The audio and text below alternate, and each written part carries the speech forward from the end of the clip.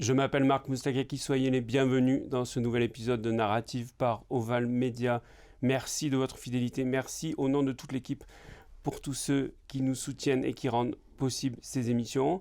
Ceux qui ne l'ont pas encore fait doivent s'abonner à notre canal Telegram. Vous y trouvez les références juste en bas de cet écran.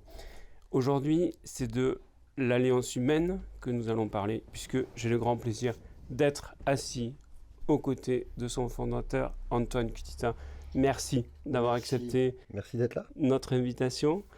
Alors, Antoine, on va arriver très vite au cœur du sujet. J'aimerais qu'on fasse un petit flashback, qu'on revienne peut-être aux origines de ces initiatives que tu as prises il y a déjà assez de temps. Peut-être avant ça aussi, petite présentation. Oui. Je sais que tu n'es pas fanatique de développer devant caméra ton ego et que l'initiative, et ceux qui te connaissent le savent assez, que tu as initié est très loin de se centrer sur ta personnalité, même si tu es très actif sur les réseaux sociaux, même si on te voit souvent en vidéo, le but est bien ailleurs que là. Alors, oui, le but est plus commun. Le but est commun. Alors, quand même, quelques mots peut-être sur toi. Ça a commencé en 1700 avant Jésus-Christ. Non, je plaisante. Non, ça... que dire?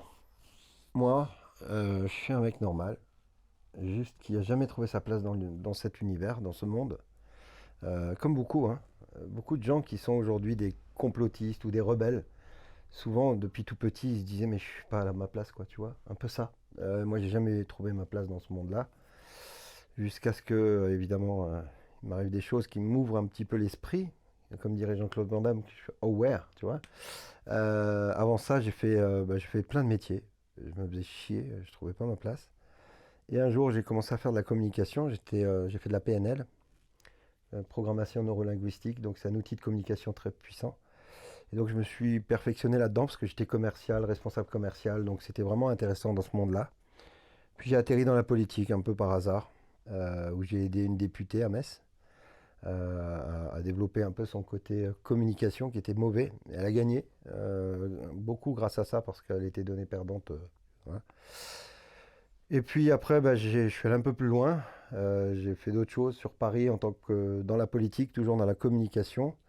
Et là, j'ai vu le monde de la politique, quoi, tu vois, le monde pourri, recentré sur lui-même, égotique à 3000%. Qui en a rien à foutre royalement de l'être humain ou du peuple, qui pense qu'à son ego, qui pense qu'à son pouvoir, à son argent, à protéger sa famille, mais pas les autres, tu vois. Donc là, j'ai commencé à comprendre des choses. Et puis 2013,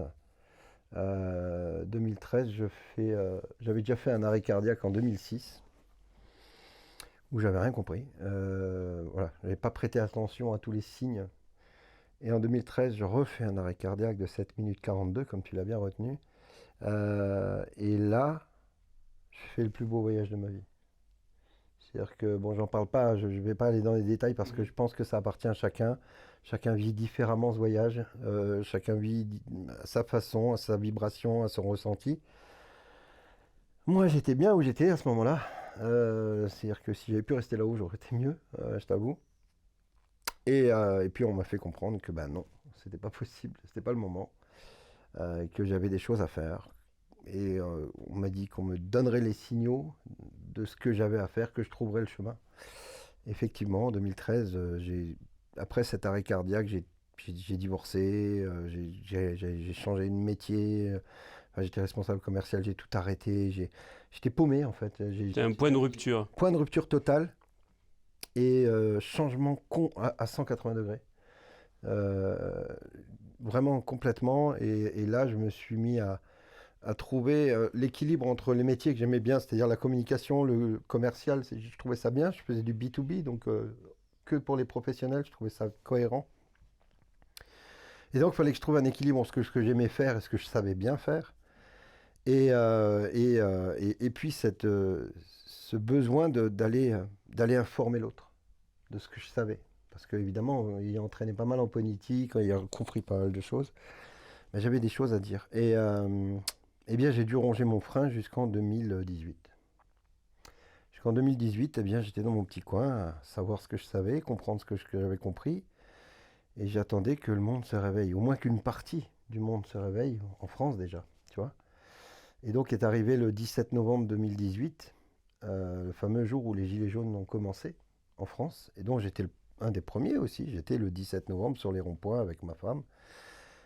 Et mon fils, on était donc sur les ronds-points à Saint-Avold, en Lorraine.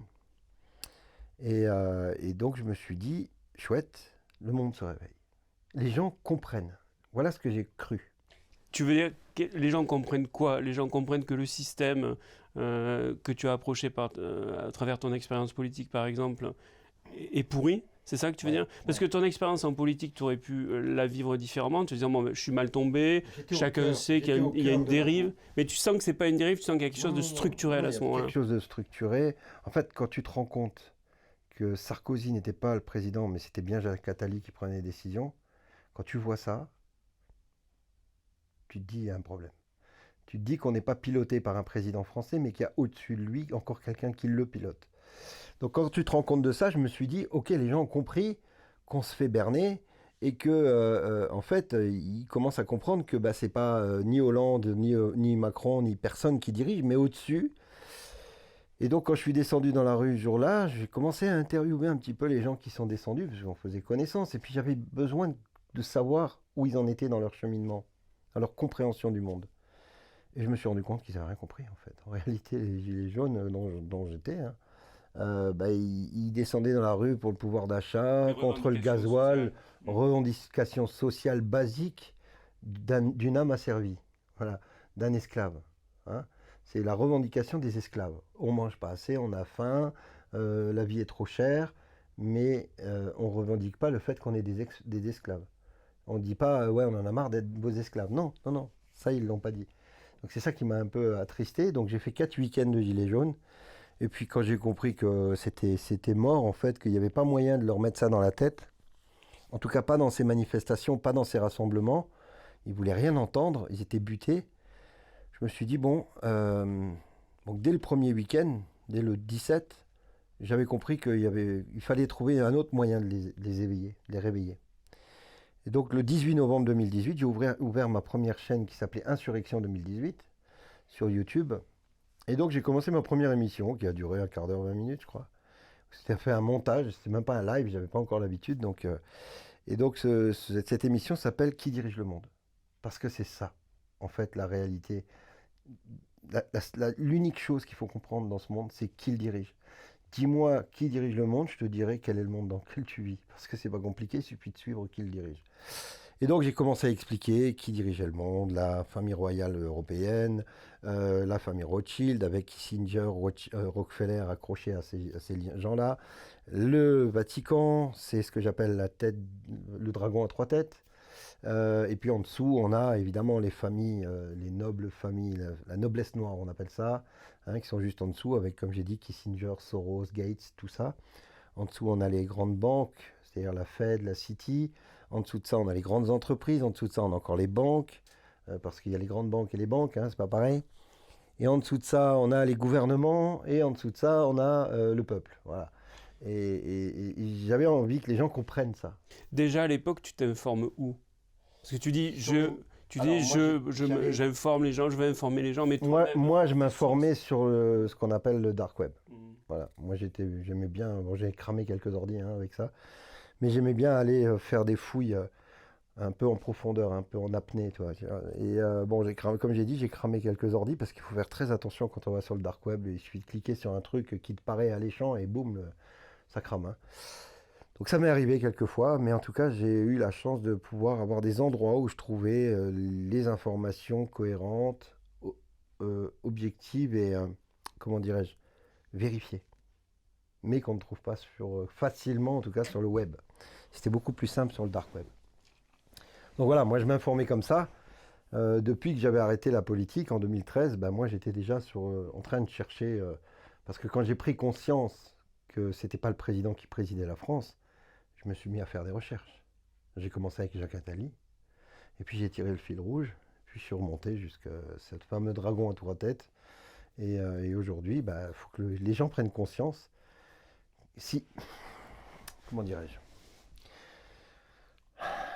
si 10% de la population mondiale prenait conscience de la vérité des choses, la planète serait en implosion en ce moment-là. Ce serait un bordel sans nom. Le problème, c'est qu'ils n'ont pas encore pris conscience. Les gens se disent réveillés, mais ils ne savent pas tout. S'ils savaient tout, c'est la bombe nucléaire, c'est nous. Hein. Donc, on n'a pas besoin d'une autre là. C'est-à-dire que nous, les êtres humains, on est capable de soulever des montagnes. Et si on avait 10% de la population vraiment réveillée avec toutes les informations sur ce qui se passe sur les trafics d'êtres humains, d'enfants, la vente d'organes, la vente de sang, la vente de tout, de votre âme même, la vente de votre entité en tant qu'être humain, quand vous venez au monde, petite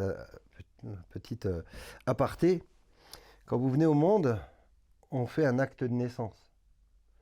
Est-ce que vous êtes propriétaire de l'acte de naissance? Non. Vous n'êtes même pas propriétaire de votre acte de naissance. Vous n'avez le droit qu'à un duplicata. Ça veut dire que l'État s'approprie notre homme de paille, notre titre d'être humain. Et tout ça pour du business, encore une fois.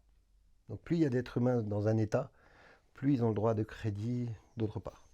C'est quand même fou. C'est-à-dire qu'on est du bétail. On est une espèce de données dans la balance financière des gouvernants. Donc ça, quand les gens comprendront tout ça, évidemment, on ne peut pas laisser passer. Alors, à l'époque, avec ce site Insurrection, là, première façon que tu as de vouloir informer, de vouloir alerter, j'ai envie de dire, hein, c'est un lanceur d'alerte.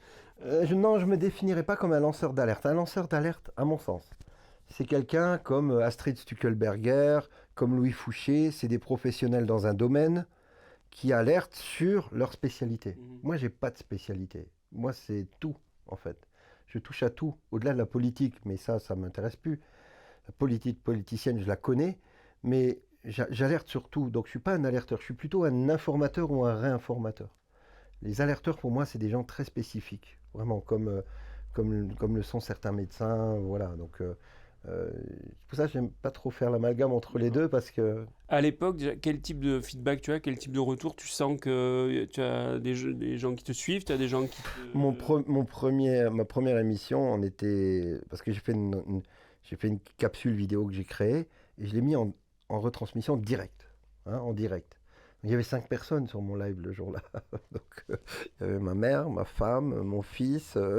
Là, on est en quelle année? On est en 2018. 2018. Le 18 novembre 2018. Voilà. On était 5 et aujourd'hui, en live, on est entre 145 et 155 000 personnes en live. Donc il y a une grosse différence. Mais merci le Corona Circus.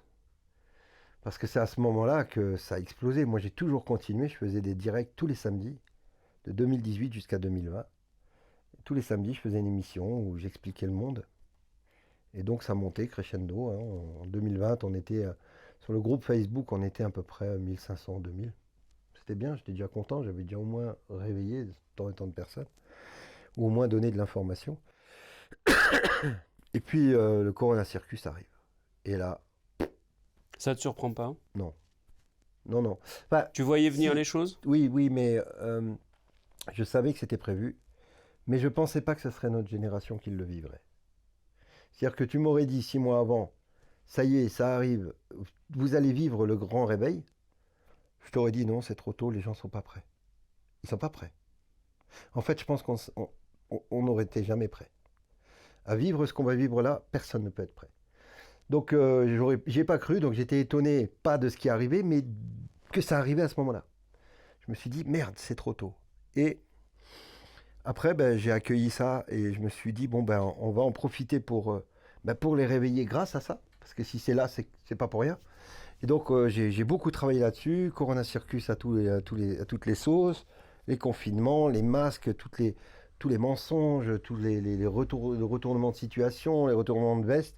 Donc, tu le fais toujours à travers tes lives? Toujours, et je fais plus de lives parce qu'évidemment, on est en confinement. Oui. Donc, du coup, les gens ont plus le temps de regarder parce qu'ils se sont merdés à la maison. Donc du coup, au lieu de faire un live par semaine, j'en faisais 3 ou 4. Donc c'est beaucoup de préparation un live parce que je montre mes informations. Hein. Donc c'est un vrai travail journalistique. Donc pour un live de 1 heure, 1 heure et demie le soir, j'ai entre 6 et 8 heures de travail. Tu vois, la journée. C'est pour ça que j'ai mon antre là où j'ai besoin de tout dispatcher. Et donc là, je fais entre 3, 4, parfois 5 lives par semaine, parfois tous les soirs, où je m'attraque parce que eux, ils ont un outil de propagande qui sont les médias qui leur appartiennent. Tous les médias du monde appartiennent à 9 milliardaires sur la planète. Tu te doutes bien que les 9 milliardaires, ils n'ont pas les mêmes objectifs que nous. Ils ont les mêmes objectifs que les milliardaires. Hein. Donc ils font pas le travail pour nous, ils font le travail pour eux.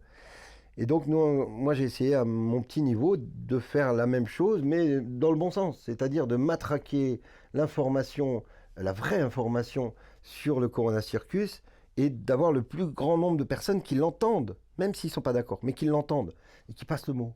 Et puis ça a monté, et puis après on m'a fermé la chaîne Insurrection 2018 parce qu'évidemment le Corona Circus, il ne fallait pas en parler, il ne fallait pas toucher. Donc, c'est qui te ferme la chaîne? T'es sur YouTube à ce moment-là? YouTube et Facebook. Ils me ferment tout. Et donc je recrée une nouvelle chaîne que j'appelle donc l'Alliance Humaine 2020. C'était en 2020. Et du coup, voilà, on recrée ça. On récupère énormément de monde, beaucoup plus de monde que même au moment où j'ai fermé Insurrection 2018. Tout de suite, on a eu beaucoup de monde. Et du coup, on a continué, on a perduré. Je faisais tout ça tous les soirs. Et puis après, j'ai d'autres personnes qui se sont agglomérées, qui nous ont rejoints. Et puis on a créé l'association Alliance Humaine 2020. On vient à ça tout de suite. Bon, le nom lui-même est assez parlant. On n'est plus simplement, du coup, dans la volonté d'informer. Non. À ce moment-là, tu passes à une autre type de chose. C'est-à-dire tu es dans la volonté de fédérer des forces. Carrément. Et de créer un réseau de solidarité, une alliance humaine. Alors, qu'est-ce que tu mets derrière? Un réseau de solidarité? C'est quoi l'Alliance Humaine? C'est l'Alliance Humaine, le but de l'Alliance Humaine est de recréer du lien humain. Et par ça, se donner tous les moyens de le faire, c'est-à-dire de recréer du réseau de solidarité, d'entraide, d'écoute, de rencontres. Donc d'ailleurs, la première année, en 2020, le 15 août 2020, j'ai créé l'association pour pouvoir faire des rencontres dans le réel. Parce que hors association, ça devient un peu illégal. Donc on a créé l'Alliance Humaine avec Christophe Charret et Véronique Gosset, donc, qui sont avec moi au bureau. On a créé l'Alliance Humaine pour pouvoir faire le Tour de France, légalement, que j'ai fait en 2020, et de 2, une rencontre avec tous les membres. C'est une association, loi 1901, non lucrative. Classique, voilà, en France. Voilà. Et donc, je commence mon Tour de France au mois de juillet-août 2020. Et donc ça se passe très bien. Bon, on avait très peu de monde, on avait 50-60 personnes lors des conférences, mais c'était déjà très bien. Parce que 50-60 personnes, ça montre qu'on n'est pas seul. Et puis ces 50-60 personnes qui peut-être ne se connaissaient pas dans leur secteur, se sont rencontrées. Donc là, ça a créé du lien. Le 15 août, je prévois, complètement dingue, parce que j'ai des idées complètement dingues, je prévois une grande rencontre de tous les gens de la France. Et donc, ceux qui pouvaient évidemment se déplacer. Et donc, on fait ça au centre de la France quasiment. Et le lieu choisi, sans le vouloir, je suis allé sur Internet et j'ai regardé plus grand gîte de France. Parce qu'on voulait louer des gîtes, et puis pour qu'on soit 300-400 personnes. Et le plus grand gîte de France, c'est 530 places. Et il est dans une ville qui s'appelle la Chaise-Dieu. Voilà. Et donc, c'était assez symbolique pour nous, qui avons des croyances aussi. Moi, je ne l'appelle pas Dieu, mais bon, voilà. La Chaise-Dieu, c'était quand même très fort au niveau du symbole. Et donc, on fait cette rencontre, on est 400 personnes, du vendredi au dimanche, tout un week-end, en mode plus grande discothèque de France, parce qu'à l'époque, tout était fermé. Donc, on avait DJ, la bouffe, enfin vraiment tout un gymnase loué, enfin, c'était juste génial. Et ça coûtait quoi? 75 € le week-end par personne, quoi, tu vois. Nous, on prenait rien du tout, c'était juste pour payer, voilà. Donc ça, c'était génial. C'était la première rencontre, et grâce à l'association, on a pu le faire. Et puis, on a continué, évidemment, à informer. J'ai fait en 2021 un deuxième Tour de France, qui s'est très bien passé. On avait plus de 200 personnes par salle à ce moment-là, donc c'était bien. Viens qui veut. Qui veut, c'est gratuit, tout est gratuit chez nous. C'est-à-dire que l'adhésion est gratuite. Tu viens en conférence, c'est gratuit. Alors, on demande 1 € pourquoi à la réservation? Parce qu'on a des petits malins qui ont réservé plein de places et qui ne sont pas venus. Juste pour nous, des trolls, quoi. tu vois. Donc là, on demande 1 € et donc je les rembourse dès qu'ils reviennent. Donc quand ils viennent, je leur donne leur 1 €. Parce que tout doit être gratuit. Quand tu fais les choses pour le bien commun, il faut que ce soit gratuit. Voilà. Évidemment, on a besoin pour les frais, pour les serveurs, parce que tu sais, on a nos serveurs informatiques, on a notre chaîne télé, donc l'Alliance TV. On essaie d'être indépendant à 300%. Pour ça, évidemment, on a des besoins. Donc oui, on n'est pas le choix dans cette matrice de merde. On est obligé d'avoir de l'argent et donc pour ça, on fait appel aux dons. Mais on n'oblige personne. Voilà. Donc et ça restera comme ça. C'est dans l'ONG dont on va parler tout à l'heure. C'est pareil, c'est gratuit. Donc on fait le deuxième Tour de France, très sympa. Et puis on commence à avoir des problèmes avec la vaccination, avec le QR code. Les non-vax commencent à être discriminés. Et là, je me dis, ça pue du cul, pardon pour le gros mot, mais je suis comme ça. Je me dis, ça pue bien là. Et donc on est dans une apartheid sanitaire, c'est juste hallucinant. Et dans ma tête, je me suis dit, on ne peut pas rester les bras croisés. Et je discute avec plein de monde. Et puis un jour, dans un live, parce que moi, je me suis dit, il faut qu'on trouve une solution et pour aider les soignants qui ont perdu leur boulot et qui ne peuvent plus manger, et pour les enseignants, et trouver une solution pour que nous, les non-vaccinés, pouvions être soignés. Parce que sinon, on était emmerdés. Est-ce que, juste te coupe une seconde, est-ce qu'à ce moment-là, sur justement la discrimination à l'égard des non-vaccinés, alors tu t'étonnes peut-être pas que ça advienne, mais est-ce que tu t'étonnes pas de la facilité avec laquelle finalement c'est accepté dans la population? Non, je m'étonne pas. Tu sais, en 40-42, il y avait des résistants en France, mais ils étaient très peu. La France est un peuple de collabos. Tous les résistants, les grands résistants français, malheureusement qui sont disparus, le disaient. En France, il n'y avait pas beaucoup de résistants. C'est une petite poignée de Français qui ont résisté en France. Et c'est eux qui ont fait pencher la bascule. Très, très peu ils étaient. Tous les Français étaient des collabos quasiment. Il y avait très très peu de résistants, il y avait très peu de gens valeureux. Très vite, le français, c'est très franco-français, mais il faut être honnête, il faut dire les choses. Il baisse les chines pour pouvoir continuer à avoir sa petite vie à lui. Il est prêt à accepter n'importe quoi. Et on le voit aujourd'hui. C'est-à-dire pour pouvoir continuer à aller au restaurant, au cinéma, alors qu'ils y vont 2 fois dans l'année, parce que personne n'a de pognon. Mais ces petits Français là que nous sommes, mes semblables, qui n'ont pas beaucoup les moyens, qui gagnent 1100, 1200 € par mois, ils vont une fois au restaurant dans le trimestre, parce que c'est pas donné. Ils vont une fois au cinéma dans le trimestre, parce que pareil, c'est pas donné. Et ces gens-là, pour une fois dans le trimestre, aller faire un resto et un cinéma, ils sont allés se faire inoculer de la merde dont on n'a aucun recul, on n'a aucune information à ce moment-là. Ils y vont comme si... Voilà. Aujourd'hui, le problème, c'est que la santé, les médecins sont devenus des dogmes. C'est devenu un dogme, la santé. C'est devenu une religion. On croit un médecin comme si c'était le pape ou le bon Dieu, tu vois. Alors qu'il y a une science, il y a quelque chose qu'on appelle la science. Et la science, elle demande des faits, des résultats, des comptabilités, des choses. Et à ce moment-là, plus personne n'a rien demandé. Et ça, j'ai pas compris. J'étais pas étonné. J'étais pas étonné que la France et partout dans le monde, on ait accepté ça les yeux fermés. Pourquoi? Parce que les médias qui font partie de cette caste-là, ils ont fait leur travail. Ils ont fait la propagande. Et ils ont dit que c'était au nom de la science que tout ça... Au nom de la science. Tu te rends compte au nom de la science que tu peux faire? Voilà, c'est dingue, hein, c'est fou, hein. Franchement. Non, mais je rigole, mais on est arrivé là, quoi. Au nom de la science, on va vous enlever vos gamins, on va les masquer, on va les piquer, ils vont certainement malheureusement mourir parce que on ne sait pas ce qu'il y a dans cette merde, et c'est pas grave.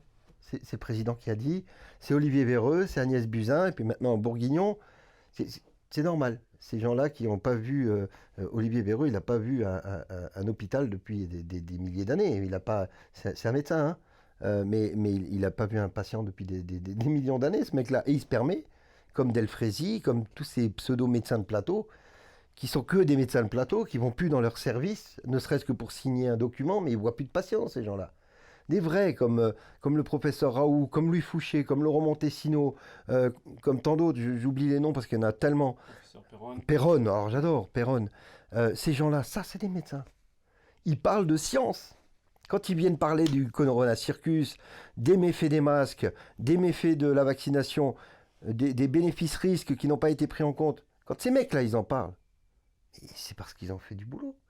On a quand même... C'est là où j'étais très étonné et je me suis dit... j'étais étonné. Je pensais pas qu'ils iraient jusqu'à là. C'est quand même un des plus grands virologues au monde, français. On l'a fait passer pour un charlatan. C'est professeur Raoult. Ce mec, il est d'une simplicité. Il se fie évidemment un savoir-faire. Hein, l'hydroxychloroquine, 40 ans, plus de 40 ans, il travaille avec, pas de problème. Donc tout de suite, il vient, il dit, bon, bah les gars, pas de problème, votre Covid, j'ai la solution. Oh non, non, non, non, non. On n'a pas de recul, 40 ans quand même. Oui, mais on n'a pas de recul sur le Corona Circus. Ben, laissez-moi faire. La polémique, au demeurant, a plus tourné autour de sa propre personnalité, qui est peut-être très clivante, que sur ses résultats, par exemple. Alors, les résultats qu'il obtenait. Alors, ok, je suis d'accord. Donc, d'un point de vue politique, on juge sur la personnalité d'un scientifique, mais d'un point de vue populaire, on n'a pas le droit de juger sur la personnalité de nos politiques. Parce que nos politiques se cachent derrière quoi? Ah ben c'est les scientifiques qui ont dit. Attendez, là, vous faussez le jeu là. C'est-à-dire que tout est scientifique, sauf quand c'est un scientifique qui en parle. Un vrai. À un moment donné, on se fout de notre gueule quand même. Voilà. Moi, ce que j'attache à faire, c'est essayer de démontrer justement ces dichotomies là, où un jour on dit blanc, l'autre jour on dit noir, et puis après on justifie devant les médias en disant oui, mais nous on a dit que voilà, puis les scientifiques ont dit que. Pourquoi vous avez viré Raoult du conseil scientifique? Parce qu'il vous gênait? Parce qu'il disait la vérité? Voilà, tu vois, tout ça, c'est juste hallucinant. Et les gens ont pris conscience de ça aujourd'hui, tant mieux. Mais il y a pire. Il y a encore plus gros. Parce que ça, c'est juste le haut de l'iceberg. Et ce qui va venir, ça va être énorme. Je reprends juste, Antoine, le fil chronologique que je t'ai fait quitter. Ah oui, vaut mieux parce qu'avec moi, ça part dans tous les sens, hein, je te le dis. Hein. C'est donc le moment où tu passes à la vitesse supérieure, déjà en termes d'information. Tu crées cette alliance humaine dans le but plus simplement d'informer, si j'ai bien compris, de fédérer des forces et de faire des actions. Alors, on passe des conférences à un autre type d'action. Oui, on commence avec donc Christophe Charret, qui est mon frère. C'est pas mon frère, hein, mais c'est un frère de cœur, évidemment. Et donc Véronique Gosset, qui est la trésorière, Christophe, qui est vice-président de l'Alliance Humaine 2020. Christophe, sur la région parisienne, voit une vidéo avec des gamins qui font la queue pour aller manger, des étudiants.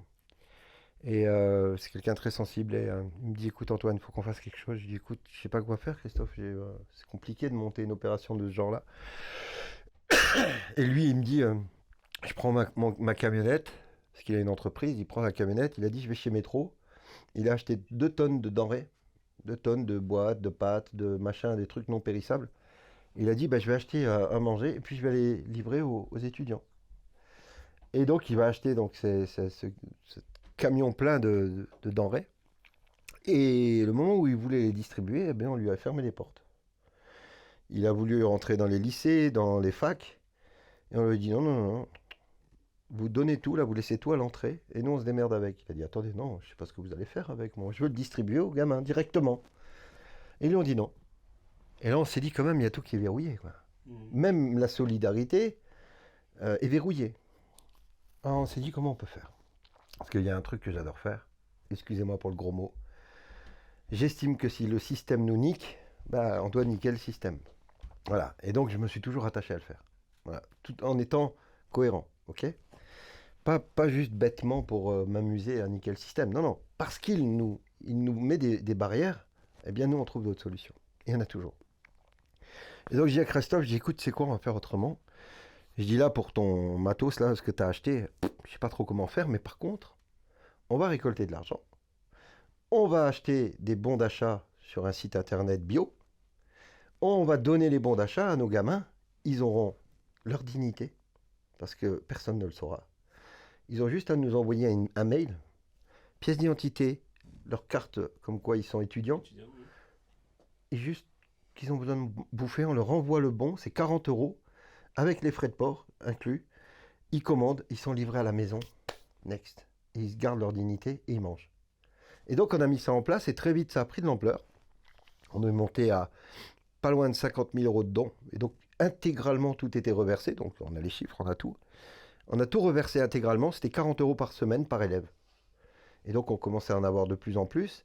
Et là maintenant, on continue, c'est pas fini, ça s'appelle les paniers du cœur. Et donc on continue, on a pas mal de témoignages et tout, je trouve c'est touchant en fait. C'est ça notre plus beau salaire, c'est toute la gratitude qu'on reçoit. Donc ça marche très bien, c'est géré aujourd'hui par Émilie avec une équipe de référents qui gère ça. Et donc ça continue, on continue à récolter des dons et c'est reversé toujours intégralement. Et là, on l'a ouvert, non pas seulement aux étudiants, mais aussi aux parents isolés, les mamans seules avec des enfants. Donc là, c'est plus 40, mais parfois c'est 100, hein, plutôt qu'on va reverser, pour les enfants aussi. Pour les anciens, qui malheureusement, on a des vieux en France, leur retraite ne permet pas de manger. Donc du coup, pareil, s'ils ont besoin, ils nous envoient un mail à lespaniersducoeur.org. Ils nous donnent les informations, on les appelle, Émilie les appelle ou quelqu'un de l'équipe les appelle, et on leur envoie les bons de commande. Dans ce type d'action, tu n'as aucune espèce d'interaction avec les pouvoirs publics, Aucun. avec le rectorat. Non, c'est que nous. C'est que nous. Vraiment une C'est initiative strictement Alliance Humaine. Voilà. Et ça marche très bien. Donc ça, c'est une belle fierté. Voilà, c'est quelque chose qu'on a réussi et qu'on continue à faire, malheureusement, parce qu'il y a encore besoin. Et puis, donc ça s'arrête là au niveau de l'Alliance Humaine. On a commencé avec ça, on a mis à fond là-dessus. Après, bien sûr, on a plein d'idées. Après, dans la foulée, j'ai créé la web radio, j'ai créé la web TV. Enfin, moi, j'ai rien fait, mais toutes les équipes d'informaticiens, parce qu'on a énormément de monde qui travaille. T'aimes bien dire que vous êtes une équipe. Ah ouais, parce que seul, tu fais rien. C'est un... Je suis pas le Christ, personne n'est le Messie. Hein. Donc lui, peut-être, il savait faire les choses seul, mais nous, on n'a pas les moyens. Hein. On a besoin d'être ensemble pour y arriver. Tu sais, depuis des dizaines et des dizaines d'années, ce que font l'État profond, là, c'est de casser la famille pour créer l'individualité, l'individualisme, le nombrilisme. Hein, se regarder dans le petit nombril et dire « Oh putain, je suis heureux d'être ce que je suis ». Non, non. Dans le temps, moi j'ai connu ça parce que mon grand-père était sicilien, mon père était sicilien, on a connu la communauté. Et c'est en communauté qu'on est fort. D'accord ? Seul, c'est compliqué parfois. Par contre, quand on est unis, on est beaucoup plus puissant. Et c'est ce que je cherche, moi, avec l'Alliance Humaine, c'est d'essayer d'unir les êtres humains pour qu'on soit plus puissant, pour peser dans la balance du monde, de ce monde-là. Et voilà, ça commence à se faire, non seulement parce que, heureusement, il y a l'Alliance Humaine, mais il y a plein d'autres petits groupes comme ça, comme nous, qui commencent à se former, et des rebelles on n'a pas toujours tous les mêmes pensées, les mêmes envies. Il y en a qui sont plus bio, il y en a qui sont plus si. Nous, on est un peu, on va dire, généralistes. On pense un peu... Surtout, on a une pensée sur tout, évidemment, mais on est plus dans le social, donc la création du lien et tout ça. Mais c'est grâce à tous ces petits groupes, toutes ces entités-là qui se sont créées au fur et à mesure, comme Réaction 19, comme Covid Soin, des trucs comme ça. Voilà, il faut que ça existe tout ça. Et qu'on aille tous ensemble. On n'est pas obligés tous de travailler les mains dans la main, et c'est pas le monde des bisounours. Mais chacun de nous va faire son boulot, et à la fin, on se rassemble et on gagne. Donc voilà, il y a plein de communautés qui se créent. Ça, c'est intéressant. Ça, dans ce combat-là, c'est super intéressant. Parce qu'on voit de plus en plus des grosses communautés vivre là. Et là, je me dis, on est bon. On est très bien. Quand tu vois ça, c'est bon. J'ai envie de faire une toute petite parenthèse. Est-ce que tu penses que, parce que tu as, j'imagine, quand même suivi la Révolution, tu parlais des Gilets jaunes au départ, de dire que voilà, tu as fait part de ta déception de voir que les types de revendications qu'ils avaient au départ, finalement, ne montraient pas l'éveil que tu pensais y trouver. Est-ce que tu as l'impression que chez eux, et c'est juste une parenthèse, ça a évolué aussi et que je pense que tu es encore en contact avec... Une partie, oui. Une partie de ce que j'appelle les anciens Gilets jaunes, beaucoup ont bien évolué, mais on va dire 2 tiers. 2 tiers ont commencé à s'ouvrir l'esprit un peu, mais il y a toujours un gros tiers qui est encore ancré dans les ronds-points. C'est bien, hein, c'est un endroit mais c'est un endroit symboliquement bien choisi. Très bien choisi, évidemment, parce que tout tourne autour. Voilà. Mais je pense que si ça avait marché, les manifestations, les prises de rond-point, l'État nous aurait entendus et n'aurait pas nous aurait pas servi encore plus. Parce que si tu regardes bien, depuis la crise des Gilets jaunes, on a eu encore plus de lois répressives qu'avant. Donc ça prouve qu'il y a un effet très pervers quand même des Gilets jaunes. Donc on n'a vraiment pas obtenu ce qu'on voulait et on a même eu pire. Hein, parce qu'il y a quand même des mecs qui ont perdu leurs mains, les yeux, il y en a qui ont perdu la vie. Donc 4500 blessés. c'est hallucinant. Donc qu'est-ce qu'on a gagné dans l'affaire? Rien. Rien du tout. Et du coup, bah, moi, à un moment donné, j'ai dit stop, moi, les manifs, tout ça. Voilà, en plus. C'est pas comme ça qu'on y arrive. Non, on n'y arrivera pas. En plus, je suis une grosse feignasse. J'aime pas marcher trop longtemps. Donc, j'ai dit ça sert à rien. Ça sert à rien. Et je vais de temps en temps à Aix-en-Provence. Je vais de temps en temps à Toulon. Je vais de temps en temps à Nice. Et quand je vais à Aix, eh bien, ils ont eu une idée géniale. C'est pas faire de manifestations et de tourner dans une ville, parce que le message n'est pas entendu par les passants. Parce que tu fais gueuler, il y a tout le monde qui gueule un truc, machin, c'est pas audible. Alors là, ils ont fait des agoras.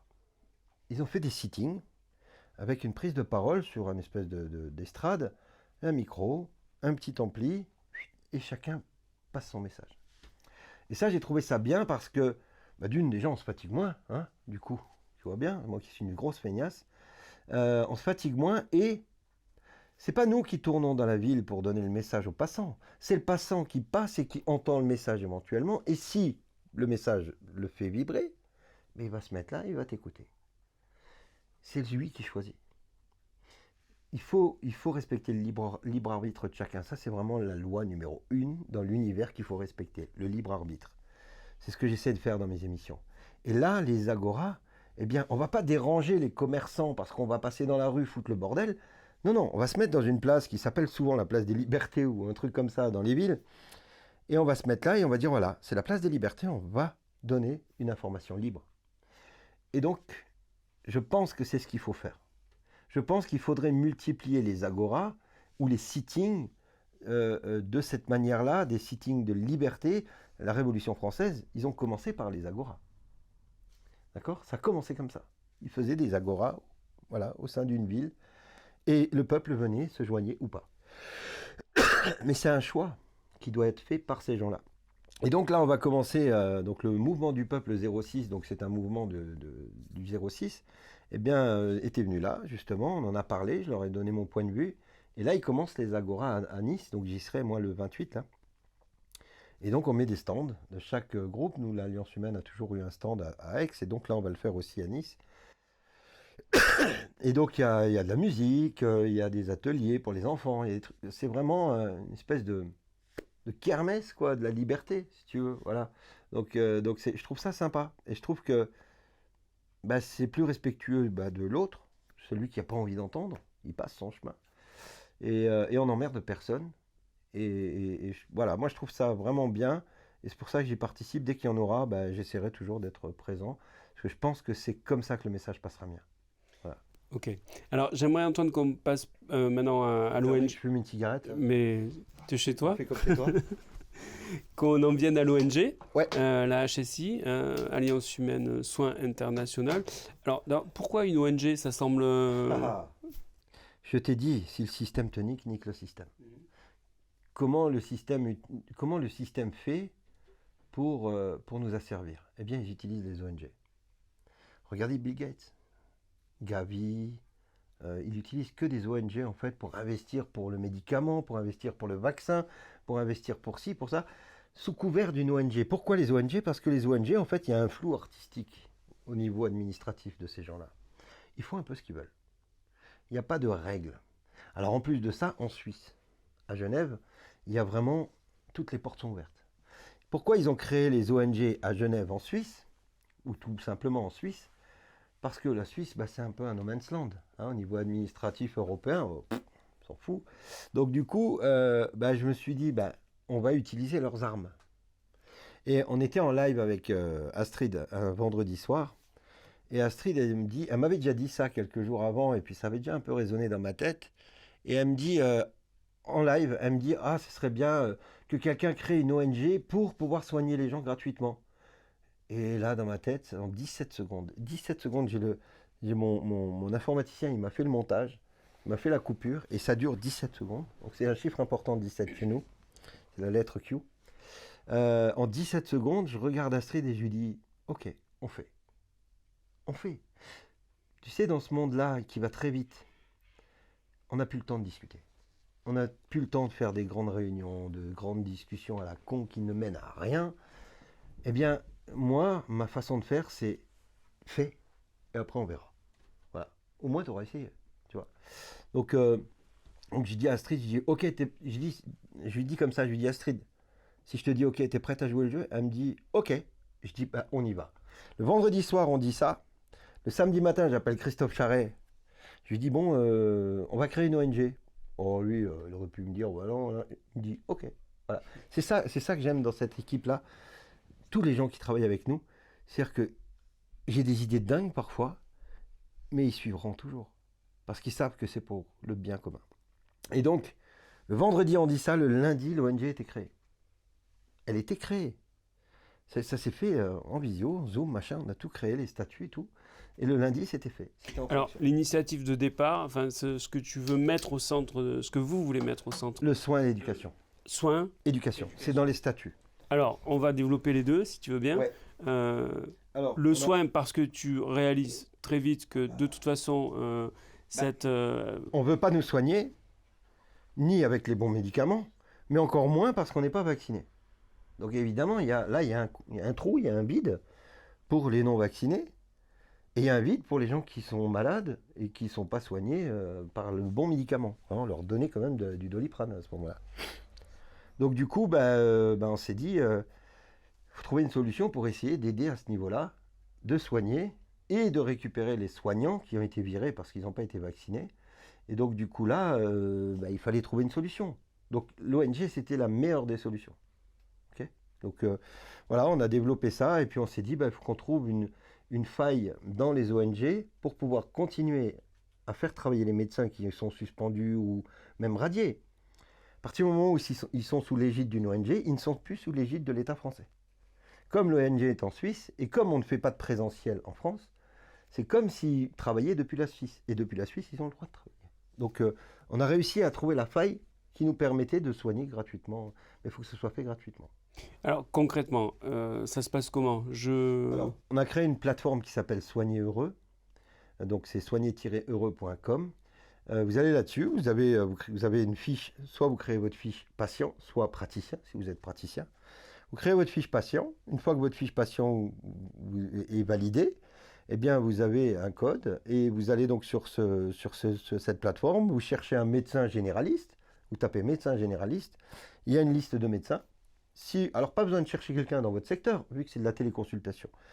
Vous prenez le premier créneau qui vous va, vous cliquez, vous prenez rendez-vous, et à l'heure du rendez-vous, vous vous reconnectez, vous cliquez sur aller en visio, et vous avez votre médecin en visio devant vous. Il vous fait une consultation, évidemment en téléconsultation, il vous demande vos constantes, des choses comme ça. Et derrière, à la fin, eh bien, si vous avez des besoins en médicaments, il va vous délivrer une ordonnance au nom de l'ONG. Avec son nom de médecin, mais au nom de l'ONG. Macron a dit qu'on était en guerre. Donc nous, on fait de l'humanitaire. On soigne au niveau humanitaire avec l'ONG. Donc on n'est pas punissable, on ne peut pas nous attaquer de soigner gratuitement en période de guerre. Donc c'est là aussi où il y a une faille. Je me mets un peu à la place de quelqu'un qui découvre l'ONG, qui est intéressé par ça et qui en même temps aurait des réticences à faire la démarche en me disant... Pas en tant que patient ? En tant que patient, ouais. Qu'est-ce qui va m'assurer que je suis face à un vrai médecin, par exemple? Ils sont obligés, il faut savoir qu'il y a une certification chez nous, c'est-à-dire qu'ils sont obligés de nous donner leur diplôme ou leur carte de médecin, voilà.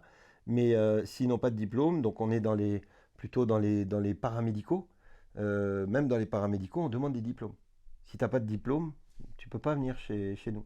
Donc c'est toujours des gens certifiés et diplômés. Il y a une garantie. Toujours, sinon ils ne peuvent pas. Si tu n'as pas de diplôme, tu ne peux pas travailler. Il y a juste chez les énergéticiens, et là c'est évidemment, il n'y a pas de diplôme chez les énergéticiens, il y a juste dans cette tranche-là où évidemment on fera confiance aux gens et puis aux utilisateurs, ils nous font des remontées. Si ça ne se passe pas bien, ils seront sortis de la plateforme parce que il y a une charte. Il y a une charte qui est signée par les praticiens et il y a une charte qui est signée par les patients. Donc important aussi pour ceux qui nous regardent, Antoine, Donc ce sont des médecins qui ont donc la capacité de prescrire. Pas tous, parce qu'on a de la médecine chinoise Ok. aussi. On a un peu toutes les médecines en fait. On s'occupe de tout le soin, quel qu'il soit psychologique, qu'il soit même éthérique, hein, avec les énergéticiens. On essaye de rassembler tout ce qui n'a pas été rassemblé jusqu'à maintenant. Hein. Parce qu'avant, tu avais la médecine holistique, n'avait pas de contact avec les paramédicaux ou des trucs. Aujourd'hui, c'est le cas. Ils travaillent tous ensemble. C'est ça qui est assez génial. Okay. Et ils sont très heureux de le faire. Alors, je reste vraiment sur le concret. Et après, je voudrais te faire parler plus généralement de la philosophie du soin qu'il y a derrière et qui est extrêmement intéressante. La consultation, elle coûte rien du tout. Non. Alors, on est une ONG. Évidemment, on a besoin de moyens pour pouvoir continuer à faire ce qu'on fait. Donc, on ne compte que sur les dons. Donc, la consultation est gratuite. C'est-à-dire que tu viens en consultation, c'est gratuit. Tu vas être soigné gratuitement. Ce qu'on demande évidemment aux gens, c'est que normalement, une consultation, c'est entre 20 et 25 euros. À la fin, on leur dit, voilà, cette consultation est gratuite, mais si vous pouvez, donc on n'oblige personne, essayez de nous faire un don d'une vingtaine d'euros pour qu'on puisse rétribuer nos médecins et avoir les frais de fonctionnement. En moyenne, au début, ça a très bien marché. Et puis est arrivée la période électorale, qui, elle, a fait la guerre en Ukraine et la période électorale en même temps, où les gens ont commencé à avoir peur, à douter. Ils ne savaient pas à quelle sauce ils allaient être mangés. Donc, évidemment, ils ont fait des réserves d'argent, ils ont fait des réserves de denrées. Et donc, ils avaient moins d'argent à donner dans les dons. C'est normal. On ne peut pas leur en vouloir. Je comprends, on est tous dans la même situation. Donc, on a eu une baisse pendant février, mars, avril. Ça a commencé à baisser. Novembre, décembre, janvier, c'était parfait. On pouvait donner une bonne rétribution à nos soignants. Là, ça a baissé un peu. On donne quand même à peu près 9 euros, entre 9 et 10 euros par rendez-vous d'une demi-heure. C'est pas mal. Parce qu'un médecin, quand c'est 25 euros, t'enlèves les charges, t'enlèves le loyer, t'enlèves tout ça. C'est ce qui lui reste, hein, entre 8 et 10 euros. Donc, on arrive quand même à donner ça. Ça reste peu, mais on arrive quand même à donner quelque chose. Et donc là, je pense que ça ne va pas encore se débloquer, ça ne va pas remonter au niveau des dons à cause des législatives. Donc ils sont encore dans l'attente, les gens. Et puis il y a la peur, hein. Ça, pas de débat.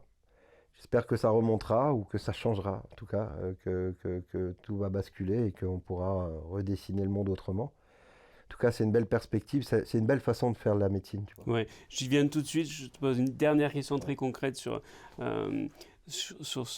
ces téléconsultations dans le cadre d'un médecin traditionnel en capacité de prescrire.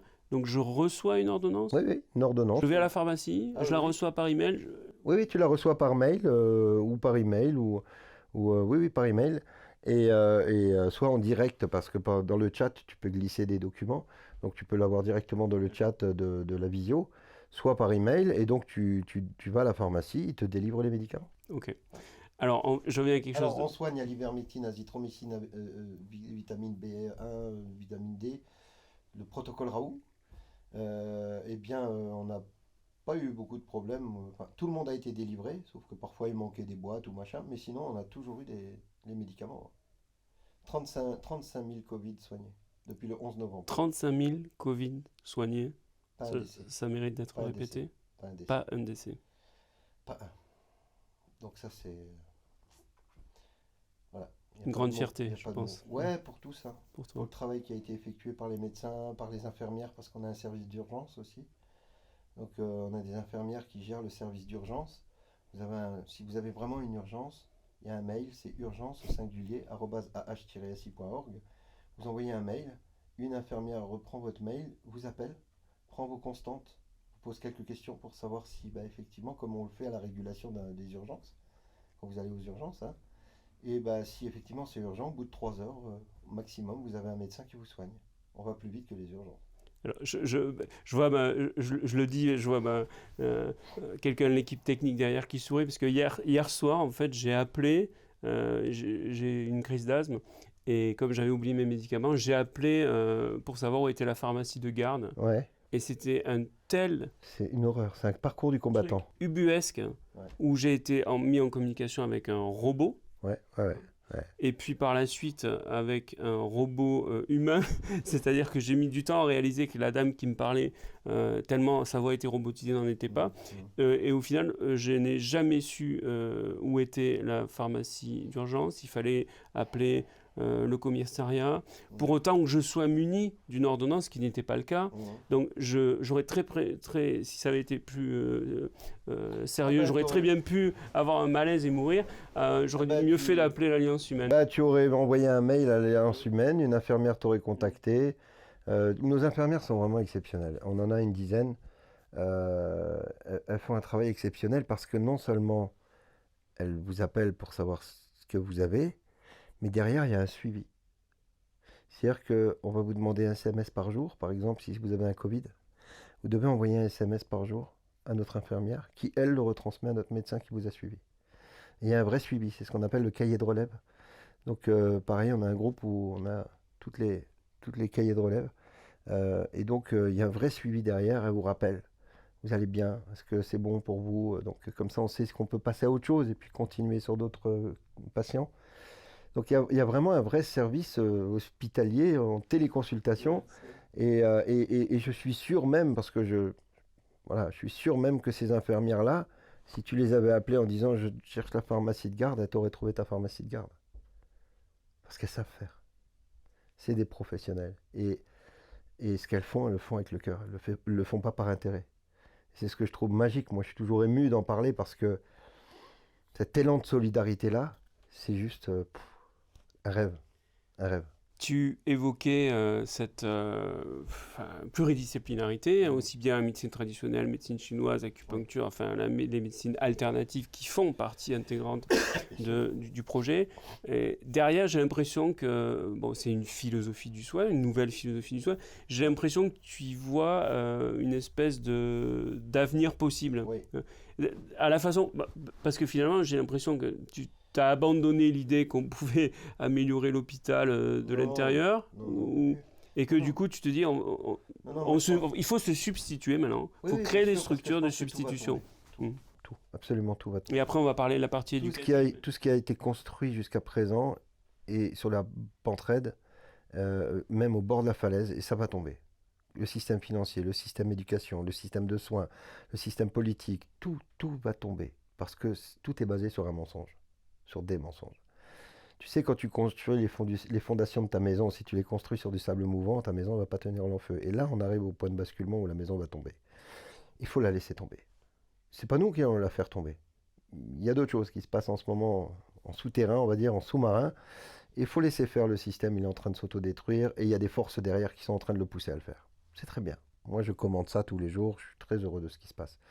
Nous, on s'attache à reconstruire déjà, à construire pour demain. On ne va pas reconstruire. Reconstruire, c'est prendre ce qui avait été fait et l'améliorer. Non. Là, on fait complètement différemment. C'est-à-dire qu'avant, je t'ai dit, le soin, on ne rassemblait pas tous ces soins-là en un.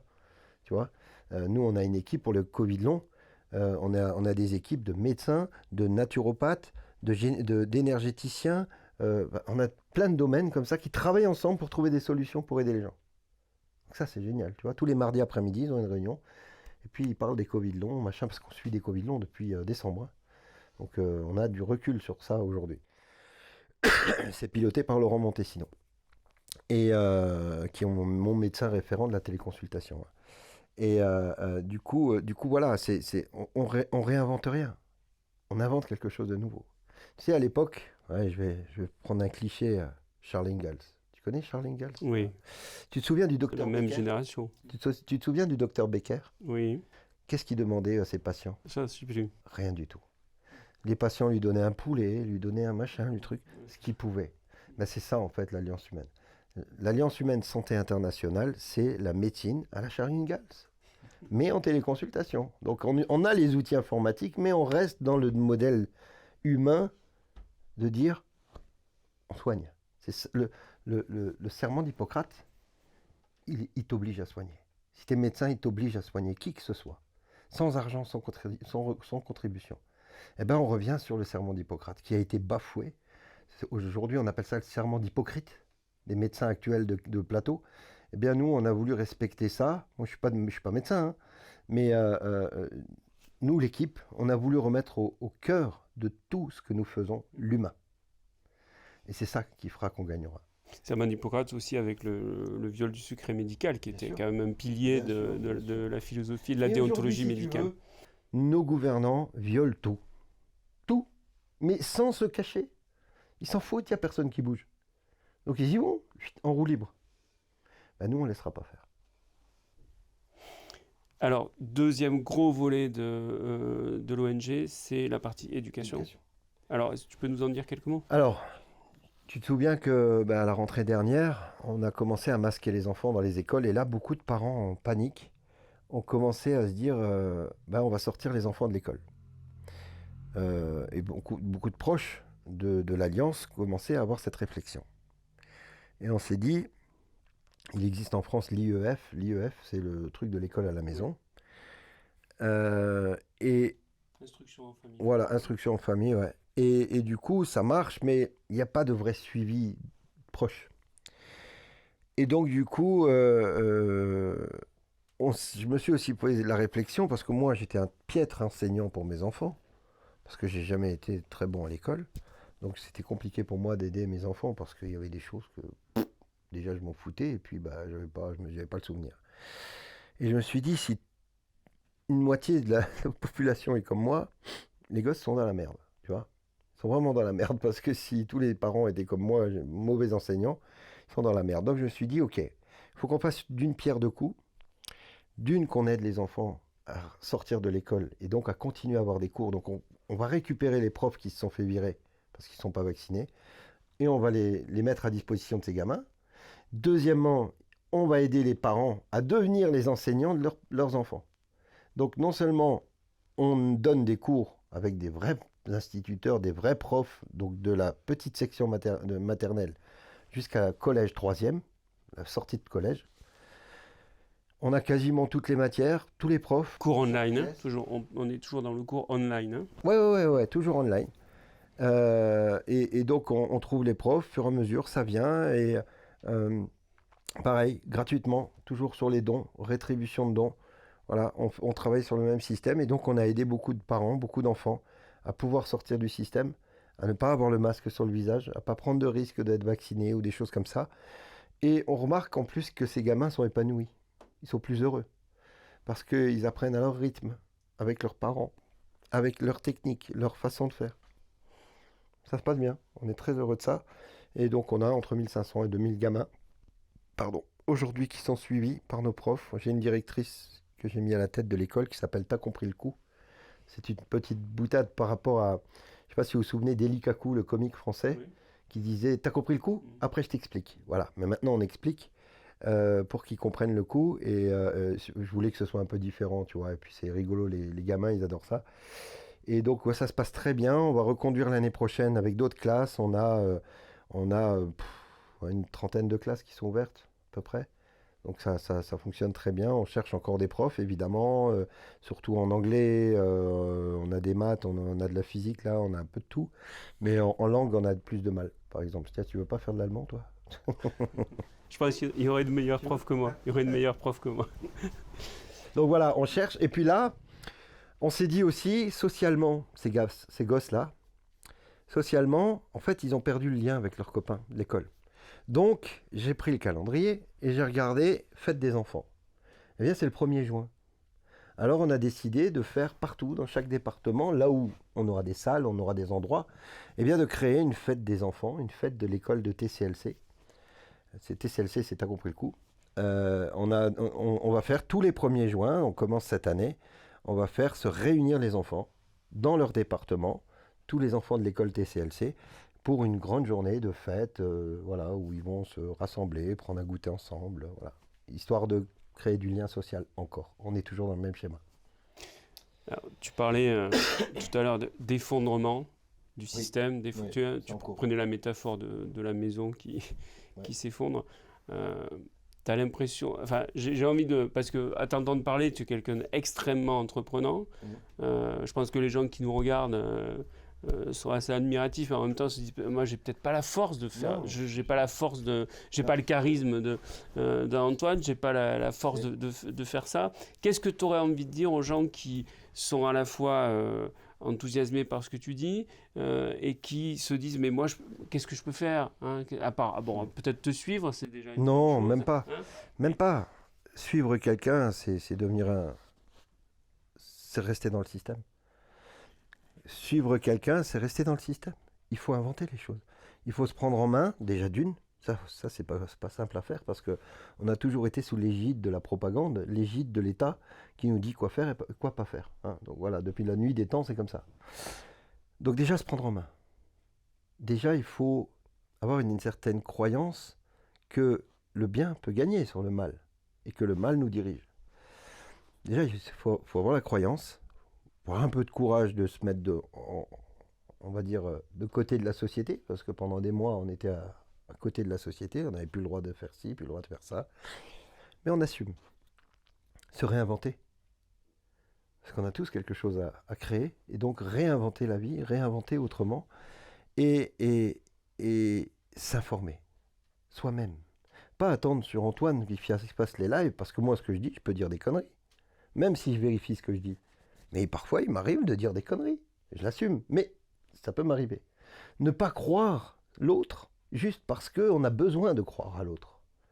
Croyez en vous. Faites vos recherches.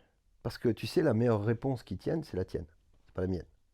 C'est-à-dire, quand tu as une question, c'est ta réponse que tu vas trouver qui va être la plus juste. Si je te donne ma réponse, elle peut ne pas être juste pour toi. Donc, chacun doit se réinventer, chacun doit faire ses recherches, chacun doit réfléchir par soi-même, chacun doit avoir la volonté d'arriver à quelque chose avec les autres. Mais n'attendez rien de personne. C'est vous les sauveurs. Il n'y en a pas. C'est pas Trump, c'est pas Poutine, c'est personne. C'est vous. Quand tu as compris ça, évidemment, bah, tu perds pas de temps.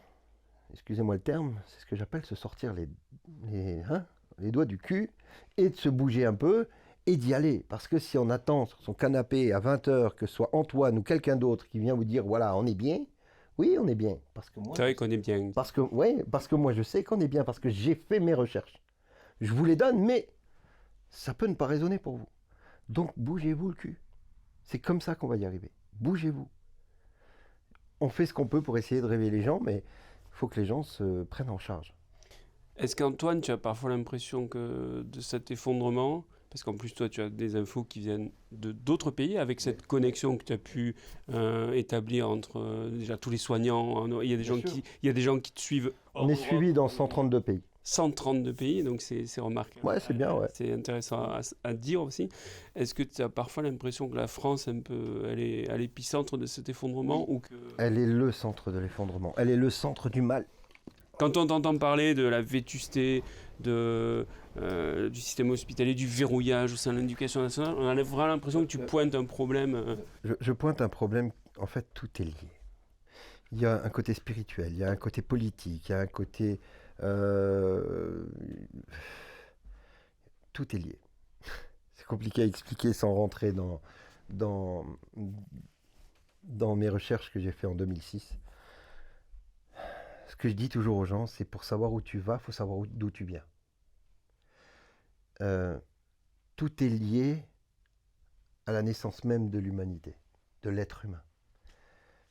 Je ne vais pas rentrer là-dedans parce que ça va durer des heures, mais je ferai bientôt une émission à ce sujet parce que j'ai beaucoup de choses à dire à ce sujet. Mais c'est compliqué d'en dire plus parce que sinon je vais partir dans quelque chose et je vais, voilà, ça va durer 10 heures. Un mot pour nous attirer à voir ta prochaine émission là-dessus. Ce ne sera pas tout de suite parce qu'il y a encore de l'information à faire. Je parlerai pas de spiritualité, je parlerai de compréhension de l'existence humaine. Pour savoir où tu vas, il faut savoir d'où tu viens, savoir qui est l'être humain, comment il est né, Adam et Ève, l'évolution de Darwin, machin, faites vos recherches. Moi, je les ai faites en 2006, ces recherches. C'était long, mais j'ai trouvé ma réponse. Je sais qui je suis, je sais d'où je viens, et je sais où je vais, du coup. Ce qui n'est pas le cas des autres. Évidemment, on est perdu, pas qu'on ne sait pas d'où on vient. Donc voilà, j'ai plein de choses à dire là-dessus, mais c'est pas le moment parce que je veux pas devenir sectaire ou dogmatique.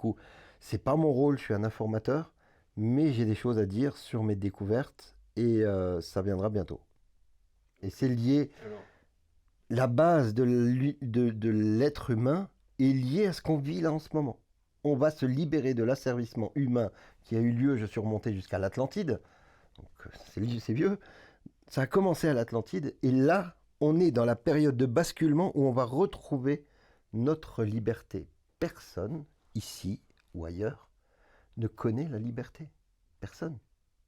On n'a jamais connu la vraie liberté de faire, d'agir, d'aller, de venir, de conscience. Parce qu'on nous a toujours mis des cadres. Il fallait toujours rentrer dans des cases. Si tu sais pas bien lire, t'es dyslexique, t'es machin. On a toujours mis des noms sur des défauts de l'humanité. Mais laisser l'humanité exister tout simplement. On va devoir apprendre à devenir libre. Ça va être intéressant aussi. Parce qu'on ne sait pas ce que c'est. On va découvrir un monde exceptionnel. Bon, alors un peu de patience pour ceux qui veulent en savoir plus, ça vient. Peut-être une dernière question, Antoine. Qu'est-ce qui pourrait te faire abandonner? Qu'est-ce qui pourrait te faire renoncer? Rien. Je te l'ai dit, tu le sais, et beaucoup le savent aujourd'hui, j'ai vécu 2 fois la mort. Du coup, j'en ai plus peur parce que je sais qu'elle est douce et belle. Même la mort la plus violente ne serait pas pire que la vie la plus douce. Donc, comprenez ce que vous voulez comprendre, mais pour moi, le but de la vie, c'est la mort. Quand on vient au monde, on sait qu'on va mourir. Quand, on ne sait pas. Et entre les deux, on essaie de faire quelque chose de bien. Voilà, moi j'en suis entre les deux. J'essaie de faire de mon mieux pour rendre mon existence, mais surtout celle de mes compatriotes et de mes amis, êtres humains, la rendre la plus douce possible et d'essayer de leur montrer une voie cohérente, humaine et juste. Après, la mort, quand t'as pas peur de la mort, t'as peur de rien. Tu deviens invincible en réalité. Moi, j'ai peur de rien. Ça fait 2 ans, je leur en mets plein la gueule. Macron, il en prend plein la tête. Attali, les Rothschild, mais excusez-moi, mais je leur... Je vais pas être trop vulgaire. Mais je leur en mets plein la gueule tous les soirs. Et j'ai jamais eu de problème. Pas parce que je fais partie de leur système. Non, bien au-delà. Je suis bien contre eux. Mais j'ai pas de problème parce que j'ai pas peur. Tu sais, j'ai fait de la boxe, donc quand tu montres à ton adversaire que tu es impressionné, que tu as peur, il a le dessus. Mais quand tu montres à ton adversaire que tu n'as pas peur de lui et que s'il approche, il s'en prend une, c'est lui qui va commencer à douter. Et donc quand il se retrouve face à... Moi je suis qu'un petit français basique qui juste les emmerde royalement, et ben du coup, quand il voit que je m'en fous, j'ai pas peur, et que même si demain il m'arrivait quelque chose, j'ai 3 millions de personnes qui me suivent, tu te doutes bien que ça va foutre le bordel. Ils sont pas cons les mecs, ils vont se dire lui on le touche pas, hein, parce que là ça va foutre la merde. Hein, on m'a coupé quand même internet pendant une semaine pendant les élections pour pas que j'ouvre ma gueule. Donc voilà, c'est quand même le mec de chez France Télécom qui me l'a dit. Hein, donc voilà. Donc je dis pas qu'on a dû... Tu as déjà identifié mais bien sûr, source de turbulence possible. On parle de l'Alliance humaine et d'Antoine Cutita quasiment toutes les semaines sur France Inter en disant que je suis complotiste, que machin, je suis dangereux pour la nation, enfin juste n'importe quoi. Je vois pas ce qu'il y a de dangereux à soigner les gens. Bref, donc on est identifié, hein, que ce soit moi, que ce soit Léo, des décodeurs, que ce soit Silvano Trotta, je suis pas à leur niveau, hein, mais malheureusement, oui, dans les détracteurs des médias mainstream, effectivement, on est dedans. Mais j'ai pas peur d'eux, donc du coup, ils peuvent rien contre moi. Ni contre moi, ni contre l'Alliance humaine, parce que je pilote absolument tout. Que ce soit Alliance humaine 2020 ou AHSI, donc Alliance humaine santé internationale, je pilote tout. Je valide tout ce qui se passe. Donc s'ils s'en prennent à moi, ils s'en prennent à eux. S'ils s'en prennent à eux, ils s'en prennent à moi. Donc voilà, c'est à la vie et à la mort. La seule chose qui pourrait m'arrêter, et même s'ils me tuaient, ils ne m'arrêteraient pas. Parce qu'il y a tout un mouvement derrière maintenant qui est en marche. Tu as mis en route une force. On a mis en route tout ça, tous ensemble.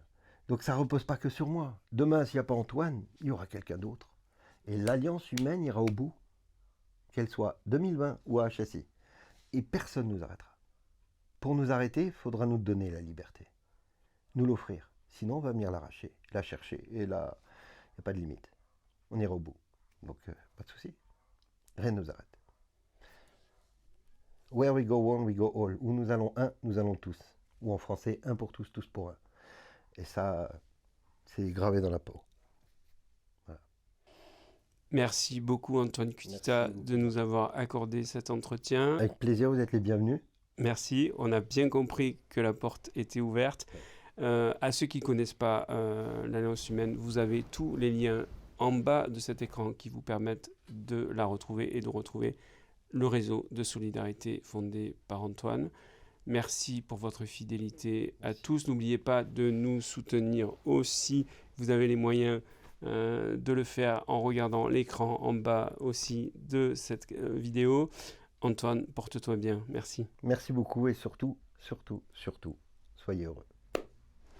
À bientôt. À bientôt.